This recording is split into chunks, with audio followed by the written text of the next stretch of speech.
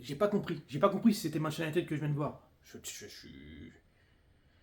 suis perturbé par ce que je viens de voir. Je suis perturbé par ce que je viens de voir. J'aurais bien aimé changer euh, euh, les scores et échanger, gagner contre Tottenham et perdre la contre Aston Villa.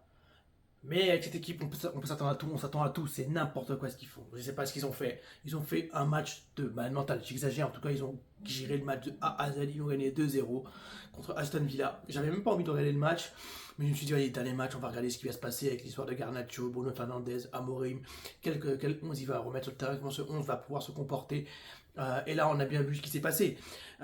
Onana n'a pas joué, il n'était pas dans le groupe. Garnacho n'a pas joué, il n'était pas dans le groupe. Ce sont les deux voire les trois avec Luke Shaw qui n'était pas dans le groupe, qui était dans le groupe ou titulaire mercredi et qui n'était pas là aujourd'hui. On peut se dire que ces trois joueurs, on ne les reverra certainement pas. Garnacho, c'est sûr et certain. Et pour les deux autres, je l'espère profondément. Lenny Yoro et Zirkzee, je pense que Lenny Yoro et Zirkzee, ce sont deux cas différents. C'est parce que eux, ils sont revenus spécifiquement pour jouer la finale. Et comme ils revenaient de blessure, là, ils les a mis de côté pour ne rien risquer, alors qu'ils ont tout risqué mercredi. Ça, c'était les premières informations. Les absents, et traduire et comprendre pourquoi les absents étaient absents justement, Onana et Garnacho. Je pense que c'est compliqué pour eux. Sur le 11 titulaire, par contre, du coup, pas de surprise par rapport à mercredi. C'est surprise par rapport à ce que moi j'ai pensé, parce que je pensais qu'il mettrait quelque chose d'un peu plus hybride, avec peut-être Obi devant, etc. Et là, il a reconduit quasiment le même 11 que mercredi, excepté donc Onana, donc c'est Bayendir au cage, et Lenny Yoro qui n'a pas joué, et c'est du coup Ivan qui a joué, et Ivan qui s'est reblessé. Il n'a pas de chance, ce joueur. Donc Mason Mount était titulaire, Ahmad aussi, Bruno. Et là, un match maîtrisé de A à Z. De A à Z, Manchester a dominé le match, a eu des occasions, a essayé quelques combinaisons, même si offensivement, c'est toujours pas impressionnant. Mais j'ai senti que Dorgu, par exemple, montait en puissance. Ahmad, un peu dans la lignée de cette dernière rencontre, pas aussi virevoltant, percutant et genre imbattable, mais toujours Ahmad, mais toujours plaisant à voir jouer. Il était comme un match winner, il a marqué, il a obtenu le penalty. Bruno était très bon sur ce match, Casemiro très bon, Even très bon.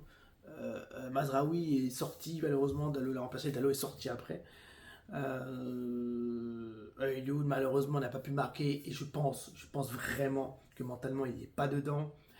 Très compliqué pour lui aujourd'hui. J'ai envie de dire un bon match de Manchester et c'est un peu énervant de dire ça. Franchement, c'est un peu énervant de dire ça.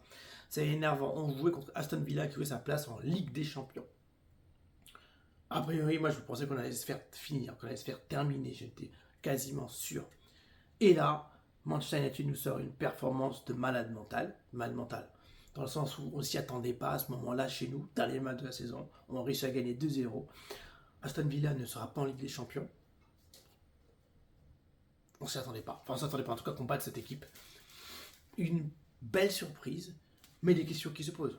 On se pose maintenant des questions. Hormis les réponses que nous avons eues, à savoir Onana, Garnacho par exemple, et Luke Shaw, Bruno va-t-il partir? Bruno n'a pas laissé le penalty, enfin, a laissé le penalty justement à Eriksen, il pouvait le tirer dans l'éventualité que je parte. Je sais mon dernier but, il ne l'a pas fait. C'est Eriksen qui a tiré parce que Eriksen s'en va. C'est Eriksen qui s'en va. C'est pas Bruno qui a tiré.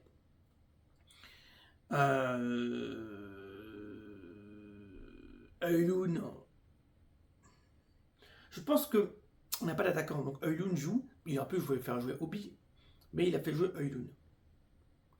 La question qui se pose, c'est est-ce qu'il a fait jouer Eulun parce qu'il veut vraiment lui donner confiance, lui faire marquer des buts, ou est-ce qu'il a fait jouer Eulun parce que c'est le seul attaquant et que peut-être qu'il va rester, mais au cas où il part, il a quand même. S'il marque un ou deux buts, ça lui donne un peu plus de valeur sur le marché. Je ne sais pas. Force est de constater quand même que Eulun est en difficulté, même si c'est lui qui obtient le carton rouge, enfin qui force le carton rouge sur Emiliano Martinez. Donc celui-là joue à 10 une bonne partie du match. Moi, honnêtement, j'ai pensé, je me suis dit, on va jamais marquer. On peut jouer en 10 ans, on va pas marquer. Et puis je voyais que Ahmad n'était pas en mode super Ahmad, était plutôt en mode Ahmad tranquille. Donc je me suis dit, on va peut-être pas marquer, même si c'était lui le plus dangereux et Bruno aussi. Mais seulement, moi je trouve toujours aussi insipide. Je suis désolé. Mais seulement, je trouve toujours insipide, je ne veux plus le voir. Je peux plus le voir. Je peux plus. Je sais pas ce qu'on va faire le Casemiro, qui fait un très bon match. Très percutant, toujours très présent, même si parfois il est un peu lent. il a fait son travail. Et les joueurs d'Aston Villa ont été complètement endigués, annulés par Manchester. J'étais hyper surpris. Je ne sais pas ce qui s'est passé, mais on les a totalement contrôlés, on les a maîtrisés, on a géré le match de A à Z. Il n'y avait pas de discussion possible. Ils étaient en difficulté. Il y avait une grande difficulté dans l'équipe d'Aston Villa et on ne les a jamais sentis en capacité de nous mettre en danger, sauf sur l'action où Bayern dire, j'avoue que je ne sais pas, j'ai pas lu, j'ai pas écouté, je ne sais pas si c'est la règle, etc. sur le ballon. Quand Bayern dire en fait, quand Aston Villa marque le but, je ne sais pas si vraiment, pour moi j'ai l'impression que tu as le droit de faire ça. Mais il semble-t-il non, puisque la VAR a refusé le but. Ça m'a paru étrange. 2-0, dernier match, on finit 15e. Donc, moi, je pensais qu'on finirait à 17e. Tottenham s'est fait frapper par Brighton. Ils menaient 1-0, ils se sont fait taper 4-1. Franchement, je suis déçu. Je suis tellement déçu parce que. Imaginez un seul instant que nous avions gagné cette finale d'Europa League. Imaginez un seul instant. Le bonheur dans lequel on nagerait. La victoire en Europa League. On a gagné un trophée européen. On a en Ligue des Champions. On va parler de bête de transfert, une belle vibe de transfert. On est dans un truc.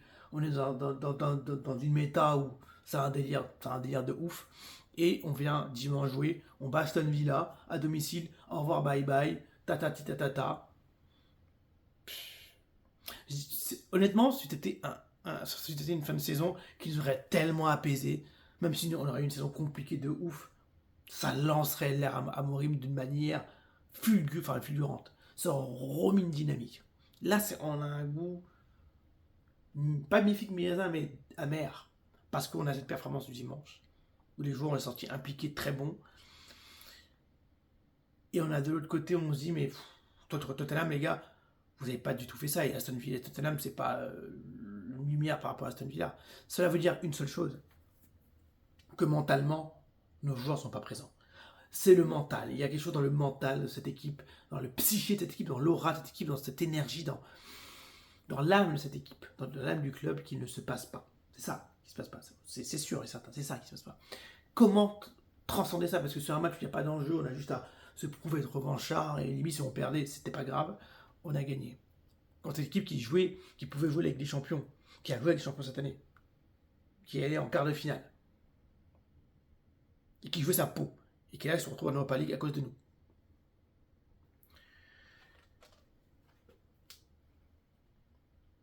Je suis joueur de football, anglais par exemple, ou joueur en Angleterre. Honnêtement, j'ai le choix de jouer à Aston Villa, à Manchester United, j'aime Manchester United aujourd'hui. Ce que je veux dire par là, c'est que des joueurs d'Aston Villa, est-ce qu'on ne pourrait pas les shipper? Bah ouais, ils jouent en Europa League. Qu'est-ce que j'ai envie de jouer en Europa League? Je préfère jouer avec Manchester qui a rien, qui a peut-être un projet, le plus grand club, qu'Aston Villa. Vous voyez comment, avec une victoire, comment ils peuvent nous berner? C'est comme ça en fait. Même moi, je me perds. Cette victoire, je ne sais pas si ça fait du bien. C'est juste qu'on a vu un match où on a gagné. On est 15e, bon. On a plus de 40 points, on a 42 points, bon. C'est moins pire. C'est tout ce que j'ai envie de dire.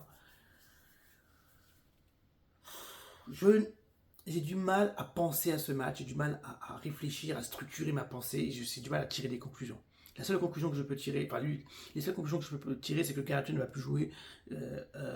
Onana peut-être pas plus non plus, Luke Shaw peut-être plus non plus. On peut reconstruire avec des joueurs comme Even Ahmad, Mainou qui a fait une très bonne rentrée, qu'on a senti impliqué, relâché. Que je pense qu'avec le discours de Amorim à la fin, de belles choses vont arriver. On peut du moins dire que Amorim va rester, on est content et qu'on peut espérer cet été faire des choses pour voir ce qu'il est capable de faire, même si ça va être très difficile dans un championnat concurrentiel et aussi sur un marché de transfert très concurrentiel dans lequel Manchester United, dans lequel l'attractivité de Manchester United va être forcément mise en berne. Mais il faudra jouer des coudes, il faudra jouer avec des leviers, des ressorts, avoir cet argent, avoir un projet intéressant. Je ne sais pas quoi m'attendre. Je vous avoue, je ne sais pas quoi m'attendre. On ne va pas jouer l'Europe, c'est dommage. On va voir ce qu'on peut faire. Dernier match de la saison, on avait hâte que ça se finisse. Sur une bonne note, certes, mais c'est pas quelque chose de notable. Voilà, c'est pas notable. On va voir dans les prochaines semaines ce qui va se passer. On attend Cunha, l'arrivée de Cunha. On attend de voir ce qui va se passer en attaque avec Yann Delap parce qu'il paraît qu'il commence à bégayer. Il a le droit de bégayer, il a raison. On va voir ce qui se passe du côté des départs. Garnacho, comme je dis, Luke Shaw, Onana, mais il y a aussi les histoires de Casemiro, les histoires aussi de. De toute façon, tous les fans contre Lindelof va partir, Eriksen va partir. Ça nous libère des gens. Ugarte qu'on ne voit absolument plus. Ugarte qui a totalement disparu. Hein. On est d'accord qu'Ugarte ne joue plus du tout. Je ne sais pas ce qui s'est passé avec le garçon. Quand l'intégration des hobbies, par exemple. Hâte de voir ce qui va se passer avec Manchester United. On finit 15e cette saison. On va se faire quelques vidéos sur les transferts. Donc ce qui va être annoncé, mes projections. Peut-être aussi des petites réacts à d'autres vidéos sur Manchester. Et puis on va voir comment ça se passe cet été. Je pense qu'il y aura beaucoup de choses à voir. J'espère qu'on aura quand même un bel été, qu'on va pouvoir se la donner un petit peu là, en championnat d'Angleterre pour voir ce qu'on est capable de faire. Comme un boxeur, on va se préparer pour voir. Il y a juste cette ambiance-là. Donc victoire de Manchester United 2-0. Ça fait plaisir. Même ça, je sais pas quoi. Je sais pas si je peux le dire. On attend juste les annonces des transferts et repartir sur une nouvelle saison qui j'espère va. En fait, j'espère vraiment que cet été va être fluide. Il y aura des bons transferts à des postes stratégiques. Et puis que en début de saison prochaine, on va enchaîner des victoires. On s'en fout si c'est des petites victoires, mais des victoires. Pas avoir une défaite trop dure pour casser une dynamique, pour se lancer en fait, pour prendre confiance. Parce que je pense que c'est une équipe qui a besoin de prendre confiance mentalement. Il y a un truc mental dans la psyché de cette équipe qui doit changer. Et je pense que si on passe un cap, ça aura déjà mieux mentalement et qu'on va retrouver nos jambes. On aura un niveau qui est le nôtre. Je ne dis pas que ce sera un niveau top 6, hein, mais il y aura un niveau qui pourrait être convenable avec quelques petits ajouts qui pourraient faire un taf. Voilà ce que je dis. Tout ce que je peux dire. Parce que là aujourd'hui, ils ont fait quand même un taf intéressant contre une équipe du top 6 qui a joué la Ligue des Champions, qui voulait jouer la Ligue des Champions, qui n'a rien pu faire contre nous. Ça c'est bien. Des joueurs ont relevé la tête, mais on demandait à ces joueurs d'être clutch, de relever la tête au moment de l'Europa League, la finale. Pas contre les équipes pas contre des matchs comme ça où voilà, c'est pas le moment, c'est pas le lieu, c'est pas le lieu. Et c'est ça qui est énervant aussi, ça m'énerve. C'est ça qui est énervant, c'est énervant. Donc il faudra régler ce problème-là. Il faudra régler. Plus tard.